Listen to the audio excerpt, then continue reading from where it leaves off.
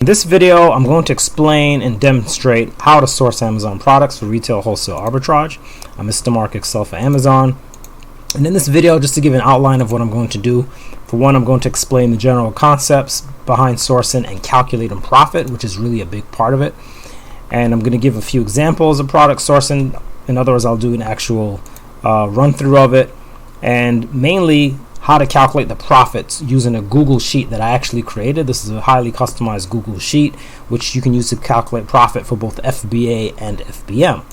So before I get into all that, just to get the concepts out of the way first, we need to understand that when you source products, there are basically two main things you're trying to do. One is taking products that are selling on Amazon and simply finding them at other suppliers, and then after that, you need to just calculate the profit that you're going to earn if you were to purchase those products, right? And there's a lot of details involved in that, but basically, with the actual sourcing of the product, finding suppliers, there are really three main things that you can use to source the products from Amazon. One is the title and the description of the product, which is usually is often times enough. Also, you have the part number or the model number. If they're correct on Amazon, and that can be very helpful as well. And then if the UPC and the EAN is correct, the exact barcode, you can actually find suppliers for your products that way as well. Now, there are really two main ways that you're going to source the products using this information provided from Amazon. One is a web search, and then two is using a barcode database site, which I'm going to show you.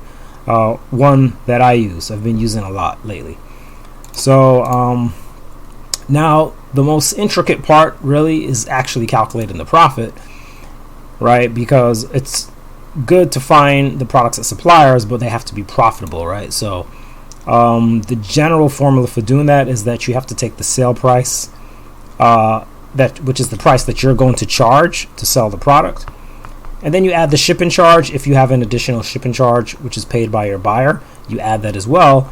That's the total sale. That's what you're going to receive, but not actually, because Amazon's going to take fees out. So then you have to subtract those selling fees.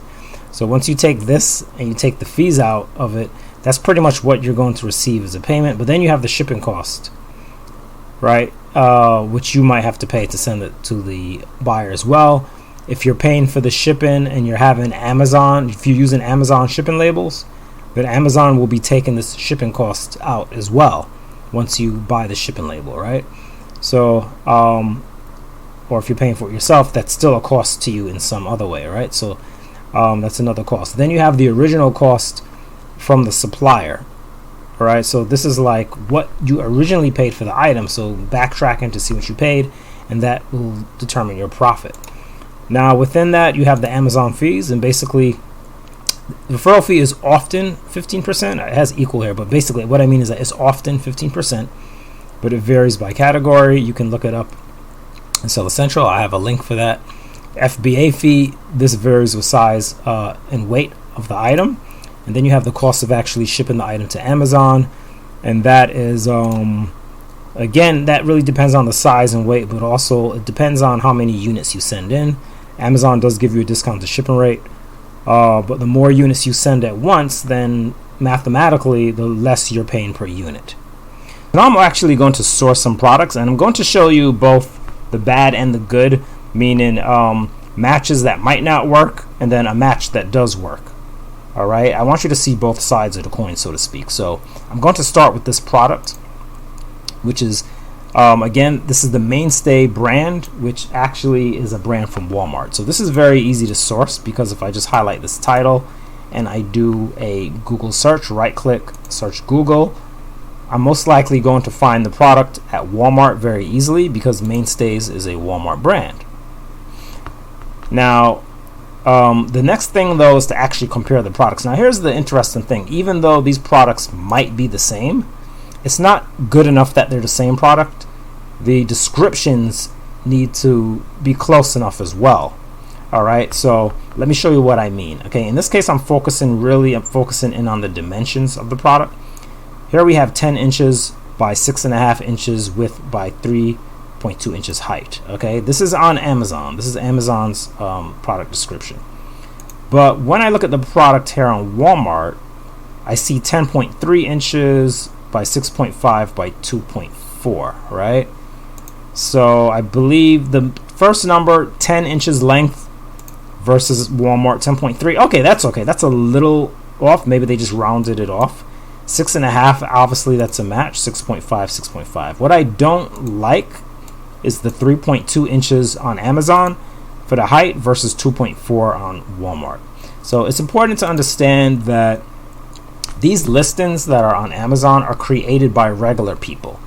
Okay, so you yourself can go on Amazon and you can also create a listing from scratch. So when this listing was added to Amazon, it could be that whoever added the listing put an incorrect dimension, or maybe it's possible that the product has actually changed. I don't actually know. But what I do know is that I trust Walmart as far as what the real dimensions are of the product right now. So if I were to buy this product from Walmart right now with these dimensions, when the customer receives the product, if they're really paying attention to these dimensions, they're going to notice that the product they received, it says 3.2 on Amazon. That's what they're expecting, but actually when they measure it, it's only 2.4. Okay, for the height. Okay, this is the height. So I generally will just stay away from a product like this. You could go ahead and still sell a product in this situation, and most people probably won't notice that little discrepancy, but they might. I've had people who notice, so I prefer to stay away from that. Okay, that's the first example. I'm going to look at another example, and I'm going to let you know ahead of time this one might not work out either. And when I look at the title on this, I Google the title. There are actually a couple things I want to show you with this situation. I might kind of grab this off the top, right? Just kind of grab this Walmart link, right? And normally that's the thing to do. And I get the product at Walmart, and the difference I see right away is that the image is slightly different. In this image, they provided a picture of that packaging, the cardboard that goes around the plastic bins. But here, we don't have it.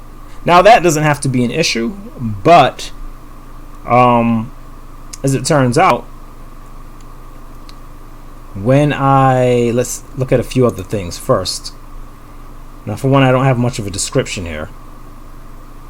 So for one, 8.8 by 6 by 6. I want to look at these dimensions. 8.8 by 6.1 by 6.1. Okay. Let's look here and see if we can get some dimensions, first of all. Alright. So here, already, I'm seeing something a little strange. Okay, now another thing we can look at is the barcode. So I'm going to go to sell on Amazon. Okay, click on the sell on Amazon button. And what that does, it brings me to this screen where I have more info. And I'm going to take this barcode and show you a website called barcodelookup.com. Okay, let me get rid of this old result. This is barcodelookup.com. And you can actually paste the barcode here. And sometimes you'll get a result, okay? Oftentimes, okay, often you'll get a result. And it shows me this barcode, right? And here's the barcode. And then it gives me a source that if I click on that, which was a Walmart link, well, what do you know? I get a different listing from the one that I found through Google. All right, so it's, again, and you know what? It's a much better match to the product on Amazon. Right? You can see that this is a much better match. Okay, the pictures look the same. Now, I do want to just check these dimensions again because I want to see if I see different dimensions. Now, I'm still seeing 6 by 2.4 here, where if you remember on Amazon, it was in the Amazon description, it's still saying, it says 6 by 6, right? So 8.8 by 6 by 6. But now that I found the one that is really the same exact product, it's still saying 8.8 by 6 by 2.4. So right away, there's a problem here. Whoever created this listing might have put the wrong thing, or again, maybe the product changed from the time of this listing, right? I'm not really sure. By the way, you can see here when a product was first available, 2018, August 14th. So it's important to keep in mind these products have been on Amazon. They were listed years ago, and so there could be an issue with this, right? There could be. Okay, so again, I'm not too sure about that. Now, don't worry, because I do have one that works out. I'm going to close these. I'm going to go back. And there is one that I'm going to get for you right now. This one. And I'm going to reverse search the title and open this product on Walmart. And this time we see that you're going to see that this is the same product, okay? We've got the 11.5 ounces. We've got the 11.5 ounces. Now, it is a 4-pack on Amazon. That's a different thing, right? That just means that they're selling 4 at a time. Where here, Walmart is only selling 1 at a time. That's fine, right? But they need to be the same product, okay? Cranberry Mandarin is the variation here. Cranberry Mandarin over here. Okay, see more product details. We have 4x4 by 3.5 on dimensions. Okay, yeah, that sounds good. 4.12 inches wide, 3.2 inches tall. Okay, remember it's round. So when they say 4x4, it just means it's 4 inches wide. Okay, so on Walmart, they only give you 2 dimensions because it's round. Okay, they consider this like the diameter, basically, right? The diameter of this round object. Okay, so it's 3x4. But when they put it on Amazon, for whatever reason, they decided to say 4 twice. So that's just how Amazon's set up. Okay, so here I'm getting a much better matchup. Yeah, see, 4.12 inch diameter, 3.2 inch height. Yeah, okay, and you know, you could look at other things, but they are the same product, and I'm convinced that the customer is going to get what they expect based on the Amazon description. The dimensions are really the main thing. The size, you know, that's like kind of like the main thing. You don't want that to be different, okay? That's the main thing that tends to be off a lot of times. Now, so at this point, you really just need to calculate the profit, and I'm really going to strongly suggest using this Google sheet I created for Amazon FBA and FBM. Yes, I do have 2 other Excel sheets on this channel, but these are more detailed. Like this FBA cost profit sheet, this has more details about sending the product into Amazon. So I think you should use this when you're actually ready to send in the product, right? The FBM when you're actually ready to ship it to the customer. Okay, that's what I really designed these for. This Google sheet is designed for product research. Okay, so this is what I suggest you use for the actual product research. So I'm going to try to do this calculation now, and using my Google sheet, because if you do this by hand, it's really, you know, it's much more of a pain in the neck because you have all these things that you have to multiply. Okay, and you'll see what I mean. So first of all, I went to sell on Amazon, and I just copied the ASIN, and then I went to right click, paste special values, and I put the ASIN here. Other thing I'm going to do is grab the title. Okay, I just want to have this information. Right click, paste special values, and I don't need all that stuff. What I really need is the price. The FBA fee, you're going to have to list it, not send it in, just list it. To see the FBA fee, I'm going to go ahead and put the fee of $6.50. It's below 7 and it's above 6, but I don't remember the exact number, so I'm going to use $6.50. And Amazon fee is going to be 15%. Okay, I know that from checking the fee schedule on Amazon, and I have that link right there. And you see that the home and kitchen categories are 15%. Okay, many categories are 15%. Okay, I'm going to actually close that out. Now, for the supplier side and the costs, right? This is the main thing in getting the profit. I want to take this link and put it here for the source. Variation is Cranberry Mandarin. Now, for the number of units on this Google Sheet, it's actually how many units you plan to buy. When you're doing, when you're physically buying inventory like this, right? You want to get free shipping. You don't want to pay shipping for one candle. So you need to buy enough from Walmart to get free shipping. You're going to have to buy 10 to get free shipping. Okay, so it goes over $35. And you're paying a unit price of $364. Your shipping is going to be 0. I don't know what your tax is going to be. You have to put it in the cart and see for your zip code what they're going to charge for tax to ship it to you, to your home, your warehouse, your prep center, or whatever it is that you use. I'll just put a small number like $2, and I just don't know, right? And if you really don't know, but if you know the percentage though of your tax, if you know it's 5% or something, you can put a percentage here. I designed this that it will only do one or the other, basically. So, or actually, what you do is you just make sure you don't put anything here. But if you put 5% here, it will add the 5% automatically, right? Tax, 5% tax will be added to the formula automatically. So now the total cost is $38.22. Okay. Divided by the 10 units, it means you paid $382 for each unit. But here's the thing on the Amazon side of the story. If we look at the listing, right, we see that it's 4, right? So when I say number of units per ASIN, I mean how many units, okay, supplier units, do I need to fill the Amazon ASIN, okay, to fill the product. So you need 4. Okay, it's 4 units.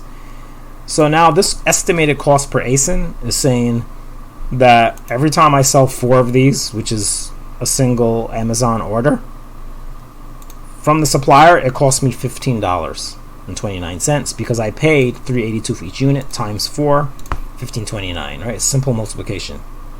Okay, but imagine if you had to sit with your calculator and keep doing all these calculations. It's very time consuming. By just being able to type in these numbers, the formulas are doing the calculation immediately. So this is going to be way faster, right? Now we have the fees, okay, the FBA fees, all of that have to be subtracted. The formula automatically does that, and it gives you a profit of $3.29. Because think about it, you're selling it for about $30. Amazon is taking away $7 from you for FBA fee. That already puts you down to 21, right? Actually, before that, they're taking out the Amazon fee of 15%, right? So that's about a good 15% is a good, I think, $4, somewhere in that area, between $3 and $4, right? Plus they're taking out this fee, so that all of that's being taken out. So that, and then you paid $15 for the item, right? So you're left with about $3.29 profit, which is actually a 21.5% ROI for FBA, and which is not so bad. Okay, it's really not so bad. Now, we do have to consider what you pay to ship it into Amazon. The more units you send in, the less you're paying. Amazon gives a discounted UPS shipping rate to get the products to Amazon. Okay, but the more if you send a big box and you're getting a nice discounted rate on that big box, well, the more items you put in that big box, the less you're paying to ship per unit. All right, so I'm just gonna say $1, but I don't know, right? I don't know what you're going to do if you were selling this product, so it depends, right? But let's say $1. Okay, so you'd still make 14.96%, right? 15% ROI. Now, there's also fulfilled by merchant section of this Google Sheet, and so this is where if you're shipping it directly to the customer, well, you're still paying the same thing for the product, right? You bought it from Walmart. That's the first step, right? And you bought it at a certain price. It's $15.29 cost per ASIN. But now if you ship it to the customer, there's a shipping cost. The good thing with FBM is you don't pay the FBA fee. So as you can see, the estimated profit is immediately higher right off the bat. But it depends on how much your shipping is to ship to the customer. So if your shipping to the customer is higher than this FBA fee, you're still going to be right back in the same situation, right? So let's say if your shipping to the customer is like $8, okay, well then you're actually going to make less than FBA, right? You're only going to make $1.79 profit, which is like 12% ROI. Still respectable, but you can see that you're making less profit. Now, there is also a cashback section for this Google Sheet. Being that you're doing retail arbitrage, a lot of times you're using retailers, okay? And they have cashback. So if you use a cashback site, for instance, with Walmart, and you get, let's say, 3% cashback, well, it means that you earned 3% back on the subtotal, because cashback sites pay cashback on the subtotal. So you earned $1.09 because it's going to be 3% on the subtotal, meaning you bought 10 units at $364, right? So $36.40, and then you're getting your cashback on that. Okay. In fact, if you use like one of these sites I've mentioned, like shopsmarter.com, they actually give you 10%. Okay, it costs $10 a month, but they give you 10% cash back on your Walmart orders. So if you got 10% cash back on your subtotal, you'd be getting $3.64 back on the order. Okay, now the thing is, if you use a cashback card, you're also going to get some cash back there. And that cash back, let's say you use like a 5% Walmart situation, well, you're going to get 5% on the total of the order, right? So the actual total cost. Okay, so cashback site is on the subtotal. Cashback card gives you cashback on the whole total altogether, right? Even your own cashback credit card. Now, that cashback is added together, and in total, then you made $5.55 cashback. But we want to calculate how much cashback you're. How does that translate into each Amazon ASIN that you where you receive an order? And that's where the math is a little more tricky. But basically, what you have to do is you have to take the total cashback that you earned of $5.55, and you have to divide it by the number of units that you purchased in the first place, so that you can say, well, each unit earned me 56 cents in cashback. Each unit that I purchased from Walmart earned me 56 cents in cashback. And then, well, how many units are there on each ASIN? And we know that is 4 units for this particular product. All right, so 4-pack, it was 4 units per ASIN. So I made 4 times 56 cents in cashback for each ASIN. I made $2.22 cashback on each ASIN. So basically, whatever profit I made, okay, on the product, I have to add the cashback per ASIN onto that profit, and that will give me my true profit for each ASIN. All right, if I do FBA, that's going to be $4.51. So basically, I'm just taking the profit I made back here, and I'm just adding to it. Okay, I'm adding the total cashback to it. Not total, sorry, the cashback per ASIN to that initial profit. So then I should make this much. So now your ROI is going to go flying. Okay, so before I conclude, I do need to show you a few things about this Google Sheet.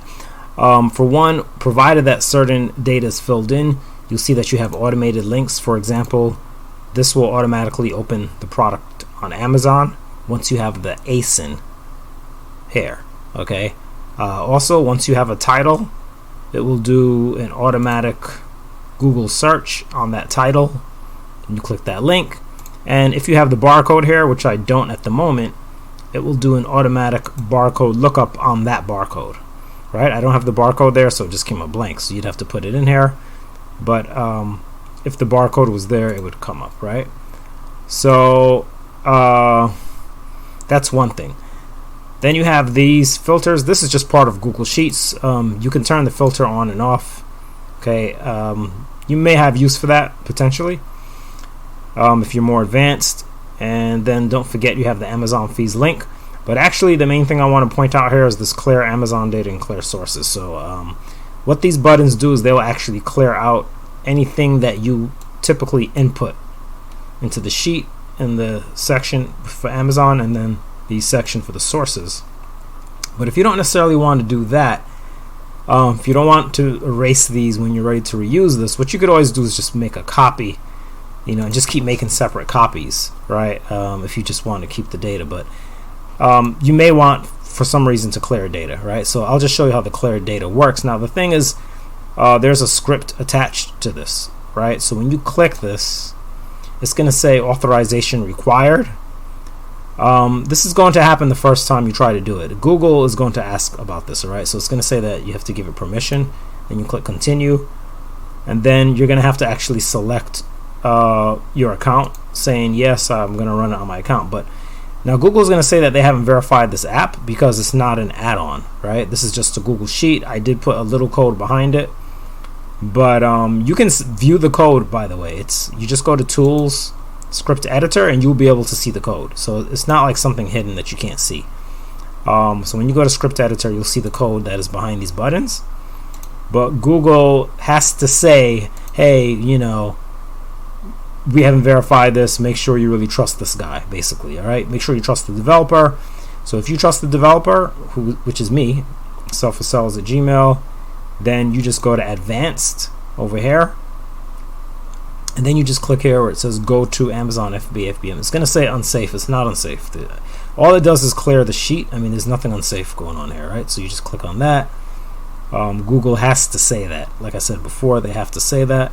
You get this whole thing. You just say allow, and this allows the script to run. So now if you want to clear the sheet on the side, you click clear Amazon data, and it will just clear the data, right? And it will clear all the way to the bottom. If you have like 1,000 things in here, it will clear them all out.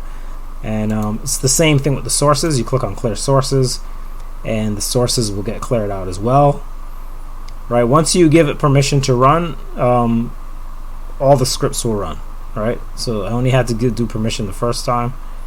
Now everything is running, see? And you can see that these are cleared out. Okay, it only clears out this section. However, this section is still here. The reason I didn't clear out this section is because the units per ASIN is usually 1. It's very often 1, so I figured let 1 be the default. If it's different when you're doing it, just change it. All right, just change the number when you actually are doing the calculating. You can change the number then. All right, so you can change the number at that time. Now that's pretty much it. It should clear out the cashback part as well, because I think, yeah. And anything here, Amazon customer, anything that you input should get cleared when you press that button. But again, if you don't want to play around with those buttons, you don't have to. You can just make an extra copy of the sheet and start over if you want a blank copy. You know, there are different things you can do, but it's pretty nifty if you want to clear your sheet and restart it. Okay, and that's pretty much the Google Sheet in a nutshell. Now, there should be a link provided in the description of this video for you to access this Google Sheet. And I do have to say there will be a very small charge potentially for the sheet.